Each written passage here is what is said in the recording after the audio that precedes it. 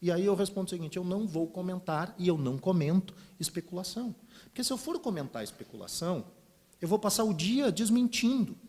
Ou se eu deixar de desmentir uma especulação e eu tiver desmentido 3, é porque aquela que eu não desmenti, ela é verdadeira, ela se torna uma verdade. Então, assim, fazer um exercício de empatia, por vezes, é interessante. Sentar na nossa cadeira e dizer assim, poxa vida, se o modelo me disser que não, e depois eu perguntar ao outro cara e ele não me disser nada, não porque ele não quer dizer, porque daqui a pouco ele está numa reunião e ele não vai atender o WhatsApp naquele momento. Ah, virou verdade. E hoje a rede social, que é um canhão de divulgação de informações e fake news, né, ela cria fatos, cria narrativas, né, sobre situações que elas estão longe da realidade de um clube de futebol. Então, assim, eu entendo a ansiedade pela informação, mas a gente, do lado de cá, a gente vai trabalhar sempre com o objetivo de comunicar corretamente o torcedor. Então, esse compromisso eu posso assumir. Agora, eu não posso assumir o compromisso de que eu vou estar sistematicamente informando o torcedor, porque tem coisas que a gente ainda não pode informar. Vou informar, sim, aquilo que pode e deve ser informado no tempo correto da informação que precisa sair de dentro do clube para o torcedor como um todo, até para não criar falsas expectativas, falsas verdades, né, ilusões que não vão acontecer ou enganar o torcedor sobre aquilo que de fato está acontecendo dentro do clube.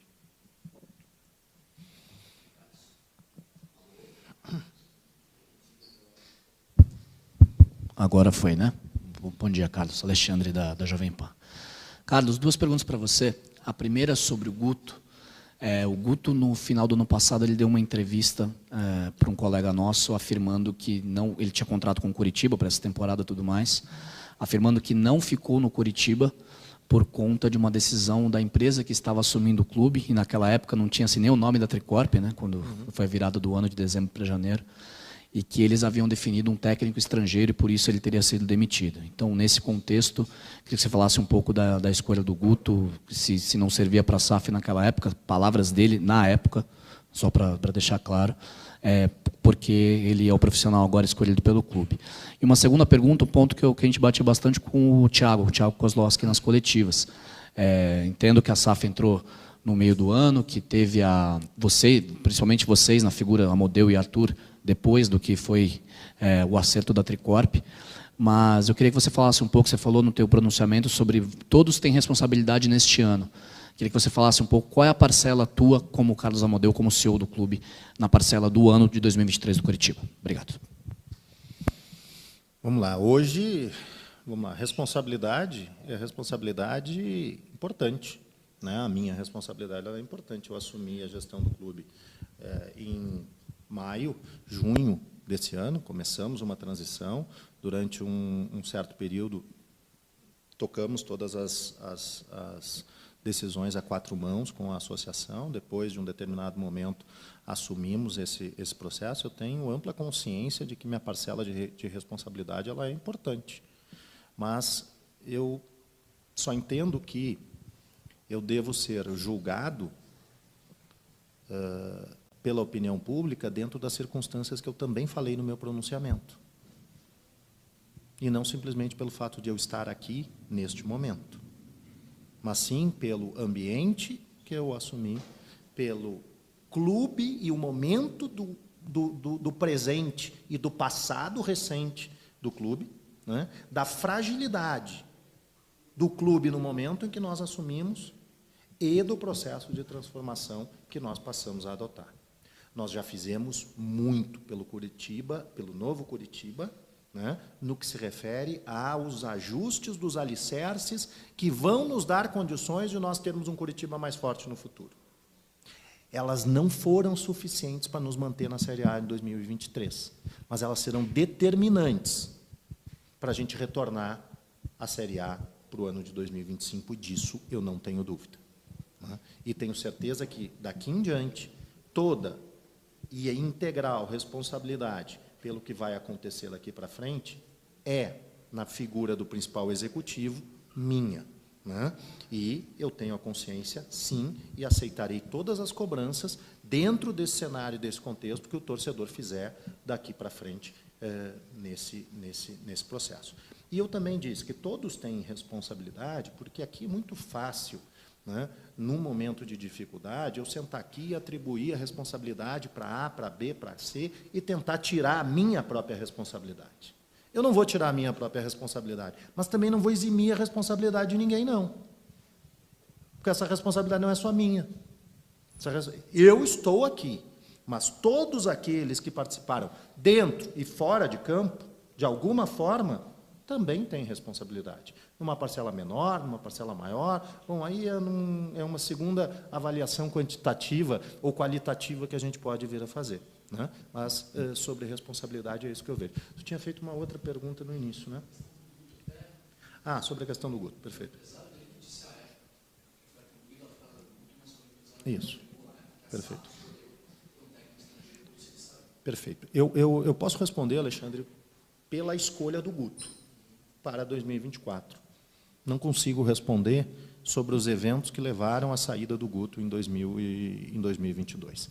Infelizmente, eu preciso ser responsável nesse momento, né, e não trazer aqui informações que eu não disponho, que eu não participei, que eu não ajudei a contribuir. Agora, o que eu posso te dizer é que, nessa conversa que eu tive, inclusive cheguei aqui um pouco atrasado, porque eu estava conversando questões importantes aqui para finalizar os ajustes com o Guto. Na conversa que eu tive, eu posso afirmar para vocês que ele está muito motivado, muito feliz pelo retorno ao Curitiba, né? Muito grato pela oportunidade que ele está tendo de iniciar esse novo projeto conosco, e eu tenho certeza que ele vai ter a oportunidade de conversar com vocês de forma mais transparente disso no momento em que ele fizer a entrevista de apresentação dele, né, que será coordenada pela área de comunicação do Curitiba. Bom dia, Amodeu. Pedro Melo, do Paraná Portal. O Slimani, acredito que tenha sido a contratação mais assertiva dessa janela do meio de ano. Ele tem contrato para 2024, mas se chegaram já a conversar com ele sobre se tem algum interesse, se ele quer permanecer em um ano que o Curitiba não está na primeira divisão do Campeonato Brasileiro? E uma segunda pergunta, se você me permitir, sobre um documento que foi noticiado na semana passada que a SAF teria enviado para potenciais investidores sobre o Couto Pereira e uma possível redução da capacidade do estádio. Isso até gerou uma certa revolta da torcida. Se você pudesse explicar também essa situação do estádio, por favor. Então, vamos lá. Primeiro, o Slimani, eu quero destacar, primeiro, o profissionalismo desse atleta, né? Ele é um atleta mundialista, é um atleta que ele é um dos 2 principais ídolos do futebol na história do seu país, e ele veio para cá e se engajou perfeitamente no projeto do Curitiba. Então, primeiro destaque que eu quero fazer é um destaque de elogio ao perfil e ao comportamento desse atleta aqui conosco. Segundo, ele tem contrato em vigência conosco até 31 de dezembro de 2024. Nós não temos nenhum indicativo, seja por parte dele, seja por parte dos seus representantes, de que ele esteja insatisfeito ou que ele não tenha a intenção de cumprir o contrato que ele tem conosco. Então, nós contamos com o Slimani, sim, né, como uma das referências para 2024. Segunda pergunta foi, não, ele fez uma outra pergunta. Do estádio, bom, perfeito. Essa pergunta é super pertinente e que me dá a oportunidade de fazer alguns esclarecimentos importantes a respeito disso. Primeiro, essa questão da capacidade vou começar a falar do Couto Pereira atual, né? Capacidade do Couto Pereira atual, que se fala em 40 mil pessoas, ela é ilusória, né? É importante, primeiro, a gente contextualizar de novo isso. O Couto Pereira, hoje, pelos documentos e pelos alvarás de autorização, tem uma capacidade de 38 mil lugares. Utilizando-se os bolsões de segurança que nós temos, essa capacidade ela reduz para 35 mil lugares.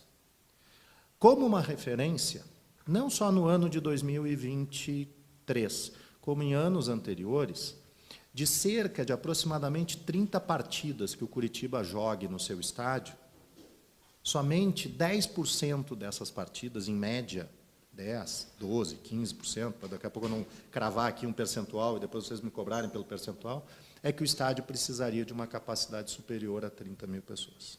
Isso significa dizer que o projeto do novo Curitiba vai ter 30 mil pessoas? Não. Aí é importante também a gente contextualizar isso no tempo. A SAF foi duramente criticada, e na minha visão de forma de forma inoportuna, intempestiva. Tá? Na semana passada, por conta desse assunto, o projeto que foi apresentado ao município de Curitiba foi apresentado antes da chegada da SAF. Antes da chegada da SAF. Né? E a SAF, nesses primeiros 5 meses, ainda não se debruçou sobre o projeto do Novo Couto Pereira. Porque nós tínhamos uma emergência muito mais importante para tratar nesses últimos 5 meses, que era, primeiro, chegar no clube, sentar no clube, entender o clube, lidar com as emergências do dia a dia que eram relacionadas à competição, e nós, então, a partir de 2024, agora vamos nos dedicar ao projeto.